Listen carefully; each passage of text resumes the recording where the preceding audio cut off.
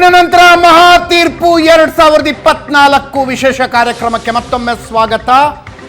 ಕೆಲವೇ ಕ್ಷಣಗಳಲ್ಲಿ ಬರಲಿರುವ ಎಕ್ಸಿಟ್ ಪೋಲ್ ಅರ್ಥಾತ್ ಮತಗಟ್ಟೆ ಸಮೀಕ್ಷೆಗಳನ್ನು ನಿಮ್ಮೆದುರಿಗಿಡೋದಕ್ಕೆ ನಾವು ಸರ್ವಸನ್ನದ್ಧರಾಗಿ ನಿಂತಿದ್ದೇವೆ.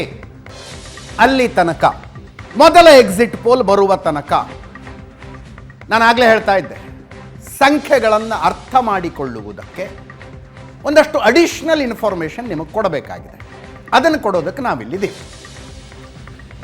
ಕಳೆದ ಸಲದಂತೆ ಈ ಸಲ ಕೂಡ ದೇಶದಾದ್ಯಂತ 543 ಕ್ಷೇತ್ರಗಳನ್ನು 7 ಭಾಗಗಳಾಗಿ ವಿಂಗಡಿಸಿ 7 ಹಂತಗಳಲ್ಲಿ ಮತದಾನ ನಡೆಸಲಾಗಿದೆ. ಕಳೆದ ಸಲದಂತೆ ಈ ಸಲವು, ಕಳೆದ ಸಲ ಯಾವ್ಯಾವ ಕ್ಷೇತ್ರಗಳಿಗೆ ಮೊದಲ ಹಂತದಲ್ಲಿ ಮತದಾನ ಆಗಿತ್ತು, ಈ ಸಲ ಅದೇ ಕ್ಷೇತ್ರಗಳಿಗೆ ಮೊದಲ ಹಂತದಲ್ಲಿ. ಹಾಗೆ 7 ಕ್ಷೇತ್ರಗಳಿಗೆ ಕ್ಷೇತ್ರಗಳ ಸಂಖ್ಯೆ ಮತ್ತು ಯಾವ್ಯಾವ ಕ್ಷೇತ್ರ ಅನ್ನೋದು ಫಿಕ್ಸ್. ಆ ಕಾರಣಕ್ಕೆ ಒಂದು ಕಂಪ್ಯಾರಿಸನ್ ಮಾಡೋದಕ್ಕೆ ಸಿಗುತ್ತೆ. ಮೊದಲ ಹಂತ 102 ಕ್ಷೇತ್ರಗಳಿಗೆ ಮತದಾನ ಆಗಿದೆ, 66.1% ವೋಟಿಂಗ್, 66.1%. ಎರಡನೇ ಹಂತದಲ್ಲಿ 87 ಕ್ಷೇತ್ರಗಳಿಗೆ ಮತದಾನ ಆಗಿದೆ, 66.7% ವೋಟಿಂಗ್. ಮೂರನೇ ಹಂತದಲ್ಲಿ 94 ಕ್ಷೇತ್ರ, 65.6% ವೋಟಿಂಗ್ ಆಗಿದೆ. ನಾಲ್ಕನೇ ಹಂತದಲ್ಲಿ 96 ಕ್ಷೇತ್ರಗಳಿಗೆ 69.1% ವೋಟಿಂಗ್ ಆಗಿದೆ, 69.1%. ಮೊದಲ, ಎರಡನೆಯ, ಮೂರನೆಯ ಮತ್ತು ನಾಲ್ಕನೇ. ಇನ್ನು ಐದನೇ ಹಂತ 49 ಕ್ಷೇತ್ರಗಳಿಗೆ ಮತದಾನ ಆಯಿತು, 62.2%. ಆರನೆಯ ಹಂತದಲ್ಲಿ 58 ಕ್ಷೇತ್ರಗಳಿಗೆ 63.3%. ಏಳನೆಯ ಹಂತ 57 ಕ್ಷೇತ್ರಗಳಿಗೆ ಈಗ ಮತದಾನ ನಡೀತಾ ಇದೆ, ಈ ಕ್ಷಣ ನಡೀತಾ ಇದೆ, 6 ಗಂಟೆ ತನಕ ನಡೆಯುತ್ತೆ. ಎಷ್ಟು ಪರ್ಸೆಂಟೇಜು ಅನ್ನೋದು ನಾಳೆ ಅಷ್ಟೊತ್ತಿಗೆ ಕ್ಲಾರಿಟಿ ಸಿಗುತ್ತೆ. ಇದುವರೆಗಿನ ಮತದಾನದ ಪ್ರಮಾಣ ಕಳೆದ ಸಲಕ್ಕೆ ಹೋಲಿಸಿದರೆ ಮೊದಲ ಹಂತ, ಎರಡನೇ ಹಂತ, ಮೂರನೇ ಹಂತ, ಕಳೆದ ಸಲದ ಕಂಪ್ಯಾರಿಸನ್, ಕಳೆದ ಸಲಕ್ಕಿಂತ ವೋಟಿಂಗ್ ಪರ್ಸೆಂಟೇಜ್ ಜಾಸ್ತಿ ಆಗಿತ್ತ, ಕಡಿಮೆ ಆಗಿತ್ತು. ಮೊದಲನೇ ಹಂತದ 102 ಕ್ಷೇತ್ರಗಳಿಗೆ 2019ರಲ್ಲಿ 69.58% ವೋಟಿಂಗ್ ಆಗಿತ್ತು, ಈ ಸಲ 66.1% ಆಗಿದೆ. ವೋಟಿಂಗ್ ಪರ್ಸೆಂಟೇಜ್ ಕಡಿಮೆ ಆಗಿದೆ. ಎರಡನೇ ಹಂತ, ಮೊದಲನೇ ಹಂತದಲ್ಲಿ NDA 48, 2019ರ ರಿಸಲ್ಟ್ ಇದು, 2019ರ ರಿಸಲ್ಟ್. NDA ಮತ್ತು INDA ಸಮಬಲ ಇತ್ತು, 48-48. ಇತರೆ 6 ಇದ್ರು. ಬಿಜೆಪಿ ಅಲೋನ್ ತಗೊಂಡ್ರೆ 40 ಬಿಜೆಪಿ ಇತ್ತು, 15 ಕಾಂಗ್ರೆಸ್ ಇತ್ತು. ಮೊದಲ ಹಂತದ ಮತದಾನ ಆದ 102 ಕ್ಷೇತ್ರಗಳಲ್ಲಿ 2019ರಲ್ಲಿ ಮೈತ್ರಿಕೂಟ ಅಂತ ತಗೊಂಡ್ರೆ ಇಬ್ರು ಈಕ್ವಲ್ ಇದ್ರು. ಏಕಾಂಗಿಯಾಗಿ ತಗೊಂಡ್ರೆ ಬಿಜೆಪಿ 40 ಇತ್ತು, ಕಾಂಗ್ರೆಸ್ 15 ಇತ್ತು. ಎರಡನೆಯ ಹಂತ 69.45% ಮತದಾನ ಆಗಿತ್ತು 2019ರಲ್ಲಿ. 2024ರಲ್ಲಿ ಮತದಾನದ ಪ್ರಮಾಣ ಕಡಿಮೆ ಆಯಿತು, 66.7% ಆಯಿತು. 87 ಕ್ಷೇತ್ರಗಳಿಗೆ ಮಾತ್ರ ಹೇಳ್ತಾ ಇರೋದು, 87 ಕ್ಷೇತ್ರಗಳಿಗೆ. ಈ 87ರ ಪೈಕಿ 56 NDA ಗೆದ್ದಿತ್ತು 2019ರಲ್ಲಿ, 23 INDA ಮೈತ್ರಿಕೂಟ. ಕಳೆದ ಸಲ INDA ಇರಲಿಲ್ಲ, UPA ಅಂತ ಕರೀತಿದ್ರು. ಅದು ಕಾಂಗ್ರೆಸ್ ನೇತೃತ್ವದ ಮೈತ್ರಿಕೂಟ, INDA ಕಾಂಗ್ರೆಸ್ ಅನ್ನು ಒಳಗೊಂಡಿರುವ ಮೈತ್ರಿಕೂಟ. 56 NDA, 23 INDA ಇತ್ತು, ಇತರರು 8 ಇದ್ರು. ಬಿಜೆಪಿ ಅಲೋನ್ ತಗೊಂಡ್ರೆ 87 ಕ್ಷೇತ್ರಗಳ ಪೈಕಿ 52 ಕ್ಷೇತ್ರಗಳನ್ನು ಬಿಜೆಪಿ ಗೆದ್ದಿತ್ತು, 19 ಕ್ಷೇತ್ರಗಳನ್ನು ಕಾಂಗ್ರೆಸ್ ಗೆದ್ದಿತ್ತು. ನಮ್ಮ ಸ್ಕ್ರೀನ್ ಮೇಲೆ ಮೈತ್ರಿಕೂಟದ ಕಳೆದ ಸಲದ ಸಂಖ್ಯೆ ಹೇಳ್ತಾ ಇದ್ದೀನಿ. ನಾನು ಓರಲಿ ಹೇಳ್ತಾ ಇರೋದು ಬಿಜೆಪಿ ಅಲೋನ್ ಮತ್ತು ಕಾಂಗ್ರೆಸ್ ಅಲೋನ್. ಮೂರನೆಯ ಹಂತ 94 ಕ್ಷೇತ್ರಗಳಿಗೆ ವೋಟಿಂಗ್ ಆಯಿತು, 68.4%. 2019ರಲ್ಲಾದರೆ ಈ ಸಲ ಈ ಹಂತ ಕೂಡ ಕಡಿಮೆ ಮತದಾನ ಆಗಿದೆ, 65.6%.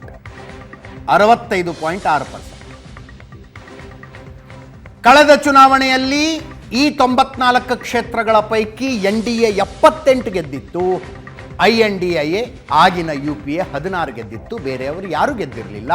94 ಕ್ಷೇತ್ರಗಳ ಪೈಕಿ BJP ಅಲೋನ್ ತಗೊಂಡ್ರೆ NDA 78 ಏನು ಹೇಳ್ತಾ ಇದ್ದೀವಿ, ಇದರಲ್ಲಿ BJPನೇ 72 ಇತ್ತು. ಕಾಂಗ್ರೆಸ್ 4 ಇತ್ತು, 16 ಪೈಕಿ ಕಾಂಗ್ರೆಸ್ 4 ಇತ್ತು. 4ನೇ ಹಂತ 4th ಫೇಸ್ ಮತದಾನ ನಡೆಯಿತು 96 ಕ್ಷೇತ್ರಗಳಿಗೆ. ನೆನಪಿರಲಿ, 2 ಮತ್ತು 3ನೇ ಹಂತ ಅಂತ ಏನು ಹೇಳಿದೆ ನಾನು. ಟೋಟಲ್ ಕ್ಷೇತ್ರಗಳ ಮತದಾನದ ಪೈಕಿ 2ನೇ ಹಂತದಲ್ಲಿ ಕರ್ನಾಟಕದ 14 ಕ್ಷೇತ್ರಗಳು, 3ನೇ ಹಂತದಲ್ಲಿ ಕರ್ನಾಟಕದ 14 ಕ್ಷೇತ್ರಗಳಿದೆ. 4ನೇ ಹಂತ 96 ಕ್ಷೇತ್ರ, 65.5% ಆಗಿತ್ತು ಮತದಾನ 2019ರಲ್ಲಿ. ಈ ಹಂತದಲ್ಲಿ ಮತದಾನದ ಪ್ರಮಾಣ ಜಾಸ್ತಿ ಆಯಿತು, 69.1% ಆಯಿತು. ಈ ಸಲ ಕಳೆದ ಸಲಕ್ಕೆ ಹೋಲಿಸಿದರೆ 2019ರ ಮತದಾನದ ಪ್ರಮಾಣಕ್ಕೆ ಹೋಲಿಸಿದರೆ 4ನೇ ಹಂತದಲ್ಲಿ ಮತದಾನದ ಪ್ರಮಾಣ ಜಾಸ್ತಿ ಆಯಿತು, 69.1% ಆಯಿತು. ಬಲಾಬಲದ ಲೆಕ್ಕಾಚಾರಕ್ಕೆ ಹೋದರೆ ಈ 96 ಕ್ಷೇತ್ರಗಳ ಪೈಕಿ 2019ರಲ್ಲಿ 47 NDA ಗೆದ್ದುಕೊಂಡಿತ್ತು, INDIA ಆಗಿನ UPA 11 ಗೆದ್ದಿತ್ತು, ಇತರೆ ದೊಡ್ಡ ಸಂಖ್ಯೆಯಲ್ಲಿದ್ದರು 38. ಏಕಾಂಗಿಯಾಗಿ ತಗೊಂಡ್ರೆ BJP 42 ಗೆದ್ದಿತ್ತು 96ರ ಪೈಕಿ, ಕಾಂಗ್ರೆಸ್ 6 ಗೆದ್ದಿತ್ತು ಈ 96 ಕ್ಷೇತ್ರಗಳ ಪೈಕಿ. 5ನೇ ಹಂತ 64.16%. 2019ರಲ್ಲಿ 5ನೇ ಹಂತದಲ್ಲಿ ಮತದಾನದ ಪ್ರಮಾಣ 2019ಕ್ಕೆ ಹೋಲಿಸಿದರೆ ಮತ್ತೆ ಕಡಿಮೆ ಆಯಿತು, 62.2% ಆಯಿತು. ಈ ಸಲ 62.2%. ಮೈತ್ರಿಕೂಟದ ಬಲಾಬಲ ಈ 49 ಕ್ಷೇತ್ರಗಳ ಪೈಕಿ 49 BJP 32 ಗೆದ್ದಿತ್ತು, ಕಾಂಗ್ರೆಸ್ 1 ಗೆದ್ದಿತ್ತು. BJP 32, ಕಾಂಗ್ರೆಸ್ 1. ಮೈತ್ರಿಕೂಟ ಅಂತ ತಗೊಂಡ್ರೆ NDA 41 ಇತ್ತು, INDIA 5 ಇತ್ತು, ಇತರೆ 3. 5ನೇ ಹಂತ. ಇನ್ನು 6ನೇ ಹಂತ 6th ಫೇಸ್ 64.4% 2019ರಲ್ಲಿ. ಈ ಸಲ 63.3% ಮತದಾನದ ಪ್ರಮಾಣ, 63.3%. ಕಳೆದ ಸಲ ಈ 58 ಕ್ಷೇತ್ರಗಳ ಪೈಕಿ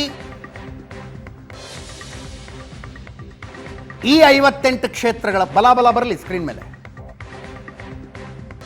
40 ಕ್ಷೇತ್ರಗಳನ್ನು BJP ಅಲೋನ್ ಗೆದ್ದಿತ್ತು ಕಳೆದ ಸಲ, ಕಾಂಗ್ರೆಸ್ 1 ಗೆದ್ದಿರಲಿಲ್ಲ. ಇಲ್ಲಿ ಮೈತ್ರಿಕೂಟ ಅಂತ ತಗೊಂಡ್ರೆ 45 NDA, 5 INDIA, ಇತರೆ 8. 6ನೇ ಹಂತ 7ನೇ ಹಂತದ 57 ಕ್ಷೇತ್ರಗಳಿಗೆ ಈಗ ಇನ್ನೂ ಮತದಾನ ನಡೀತಾ ಇದೆ. ಮಧ್ಯಾಹ್ನ 1 ಗಂಟೆ ತನಕ 48% ವೋಟಿಂಗ್ ಆಗಿದೆ. ಅಂತಿಮ ವೋಟಿಂಗ್ ಪರ್ಸೆಂಟೇಜ್ ಬರಬೇಕು. ಆವಾಗ 2019ಕ್ಕೆ ಹೋಲಿಸಿದರೆ ಕಡಿಮೆ ಆಯ್ತಾ ಜಾಸ್ತಿ ಆಯ್ತಾ ಗೊತ್ತಾಗುತ್ತೆ. ಬಲಾಬಲ ತಗೊಂಡ್ರೆ NDA 30 ಇತ್ತು, INDIA 19 ಇತ್ತು, ಇತರೆ 8 ಇದ್ರು. BJP ಅಲೋನ್ ಈ 57 ಕ್ಷೇತ್ರಗಳ ಪೈಕಿ ಕಳೆದ ಸಲ 25 ಕ್ಷೇತ್ರಗಳನ್ನು ಗೆದ್ದುಕೊಂಡಿತ್ತು, 25. ಕಾಂಗ್ರೆಸ್ 7ರಲ್ಲಿ ಗೆದ್ದಿತ್ತು. ಎಸ್ ಪ್ರಶಾಂತ್, ಮತದಾನದ ಪ್ರಮಾಣದ ಆಧಾರದ ಮೇಲೆ ವೇವ್ ಪ್ರಿಡಿಕ್ಷನ್ ಮಾಡುವಂಥವ್ರು ಇರ್ತಾರೆ. ಮತದಾನ ಪ್ರಮಾಣ ತುಂಬ ಜಾಸ್ತಿ ಆದರೆ ಆ್ಯಂಟಿ ಇನ್ಕಮನ್ಸಿ ಭಾಳ ಇದೆ ಅಂತಾರೆ. ಅದಿತ್ತು ನೋಡಿ, ಅದೊಂದು ಒಂದು ರೀತಿ it is not a proven thing, ಅಂದರೆ ಸಫಿಷಿಯಂಟ್ ಥಿಂಗ್ ಅಲ್ಲ. ಬಟ್ ಕನ್ವೆನ್ಷನಲಿ ಹಿಂದೆ ಆ ರೀತಿ ಮಾಡ್ತಾ ಇದ್ರು. ಯಾವಾಗ Congress was a more established party, BJP was a novelty factor. Yes. ಆದರೆ ಈಗ BJP ಮತ್ತು ಕಾಂಗ್ರೆಸ್ ಎರಡೂ ಕೂಡ ಒಂದು ರೀತಿಯ ಎಸ್ಟಾಬ್ಲಿಷ್ಡ್ ಪಾರ್ಟಿಗಳಾಗಿವೆ. ಹೀಗಾಗಿ BJP ಕೂಡ ಲಾಟ್ ಆಫ್ ಅನ್ಎಜುಕೇಟೆಡ್ ಗ್ರಾಮೀಣ ಭಾಗಗಳಲ್ಲೂ ಕೂಡ ವೋಟ್ಗಳನ್ನು ತೆಗೆದುಕೊಳ್ಳುತ್ತೆ. ಮೊದಲು ಹೆಂಗಿತ್ತು, ಜಾಸ್ತಿ ವೋಟ್ ಆದರೆ BJP ಫೇವರೇಬಲ್, ಕಡಿಮೆ ವೋಟ್ ಆದರೆ ಕಾಂಗ್ರೆಸ್. ಅದು ಒಂದೇ ಕಾರಣ ಅಂತ ಅನ್ನಿಸ್ತಾ ಇಲ್ಲ. ಬಟ್ 2014-19 ಹೋಲಿಸಿದ್ರೆ ಮತದಾನದ ಪ್ರಮಾಣ ಯಾಕೆ ಡಿಪ್ ಆಗ್ತದೆ, ಈಗ ಈ ಹಂತಗಳಲ್ಲಿ ತೋರಿಸಿದಾಗ ಯಾವ ರಾಜ್ಯಗಳು ಅಂತಕ್ಕಂಥದ್ದಲ್ಲ.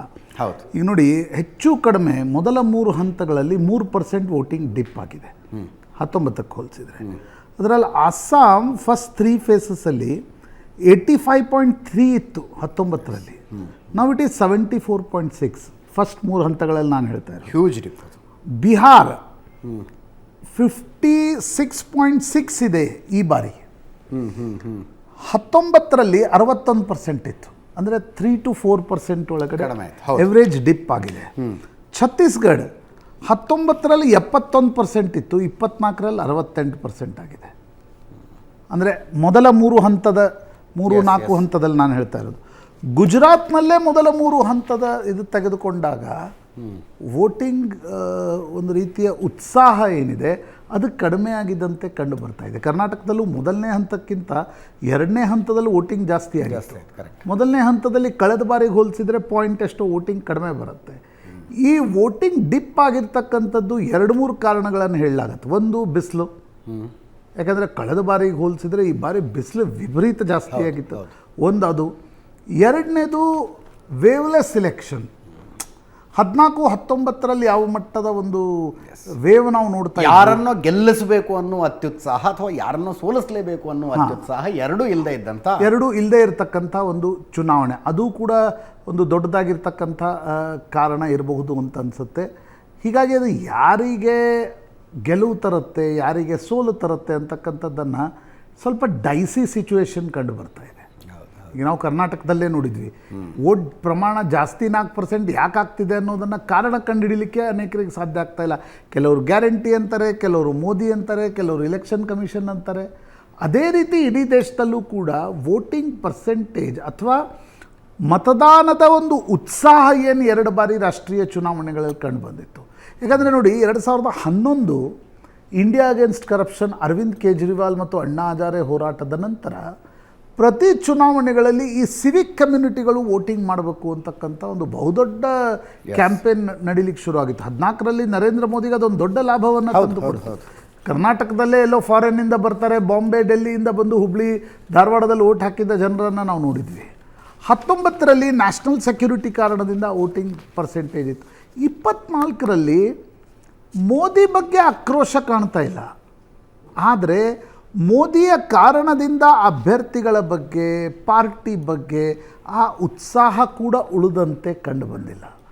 ಅಥವಾ ಇನ್ನೊಂದು ಅರ್ಥದಲ್ಲೂ ಕೂಡ ಅದನ್ನು ತೆಗೆದುಕೊಳ್ಬೇಕಾಗತ್ತೆ. ಸರಿ, ನಾವು ಮೋದಿಯನ್ನು ತೆಗೆದೇ ಬಿಡ್ತೀವಿ ಅಂತಕ್ಕಂಥ ಒಂದು ಫೀಲಿಂಗ್ 14ರಲ್ಲಿ ಏನು ಕಾಂಗ್ರೆಸ್ ವಿರುದ್ಧ ಇತ್ತು, ಅದು ಮೇಲ್ನೋಟಕ್ಕಂತರೂ ಎಲ್ಲೂ ಕಾಣಲಿಲ್ಲ. ಇಲ್ಲ, ಈ ಸಲ ಮೋದಿನ ತೆಗಿಲೇಬೇಕು ಅಂತಕ್ಕಂಥ. ಮೋದಿ ಓಕೆ, ಲೇಕಿನ್ ಏ ಕ್ಯಾಂಡಿಡೇಟ್ ನಮ್ಮ ಕ್ಷೇತ್ರದ ಅಭ್ಯರ್ಥಿ ಸರಿ ಇಲ್ಲ ಅಂತಕ್ಕಂಥದ್ದು ಸಾರ್ವತ್ರಿಕವಾಗಿ ಒಂದು ಅಂಡರ್ ಸ್ಟೇಟ್ಮೆಂಟ್ ಎಲ್ಲ ಕಡೆ ಹೋದಾಗ ಕಂಡು ಬರ್ತಾ ಇತ್ತು. ಹೀಗಾಗಿ ವೋಟಿಂಗ್ ಪರ್ಸೆಂಟೇಜ್ ಡೌನ್ ಏನಾಗಿದೆ, ಅದರ ಅರ್ಥ ಏನು, ಅದರ ಈ ಸಲ ಒಂದು ಮಾತ್ರ ನಿಶ್ಚಿತ, ಸೋಲಿರಲಿ ಗೆಲುವಿರಲಿ margin will be very less. ಹೋದ ಸಲ ನಿಮ್ಗೆ 2 ಲಕ್ಷ 3 ಲಕ್ಷ, ಅನಂತಕುಮಾರ್ ಹೆಗಡೆ ಎಷ್ಟೋ ಲಕ್ಷ, 4,80,000. ಆ ರೀತಿಯ ಮಾರ್ಜಿನ್ಗಳನ್ನು ಭಾಳ ಕ್ಷೇತ್ರಗಳಲ್ಲಿ ನಿಮ್ಗೆ ನೋಡ್ಲಿಕ್ಕೆ ಸಿಗಲಿಕ್ಕಿಲ್ಲ ಅಂತ ನನಗನ್ಸುತ್ತೆ.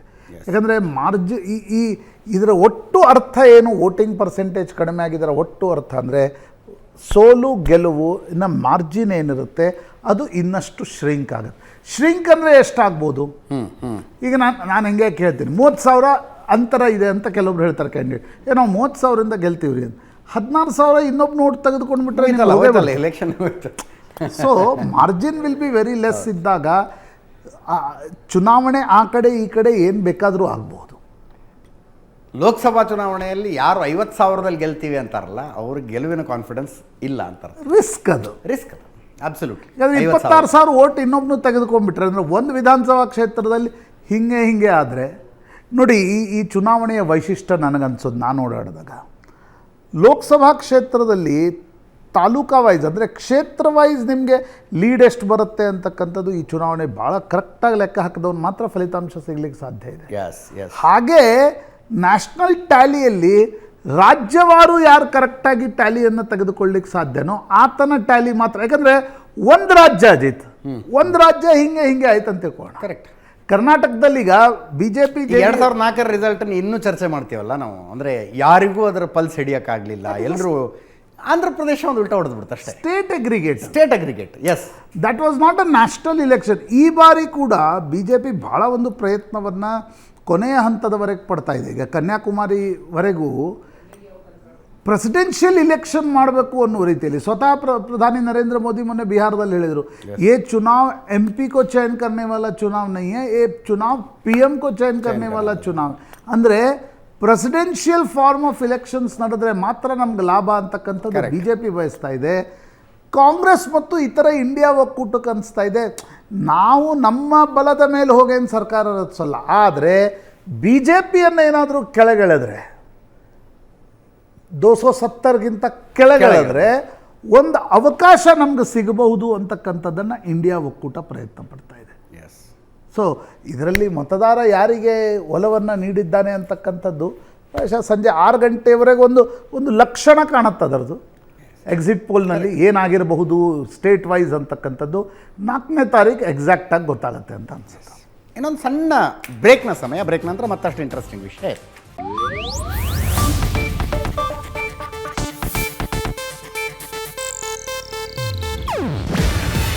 ಇದು ಏಷ್ಯಾನೆಟ್ ನ್ಯೂಸ್ ನೆಟ್ವರ್ಕ್ ಪ್ರಸ್ತುತಿ. ನೀವು ನೋಡ್ತಿದ್ದೀರಾ ಏಷ್ಯಾನೆಟ್ ಸುವರ್ಣ ನ್ಯೂಸ್.